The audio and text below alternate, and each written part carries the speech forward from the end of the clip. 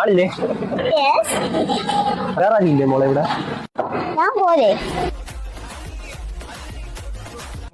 എനിക്കൊരു മരുന്ന് വേണമായിരുന്നു.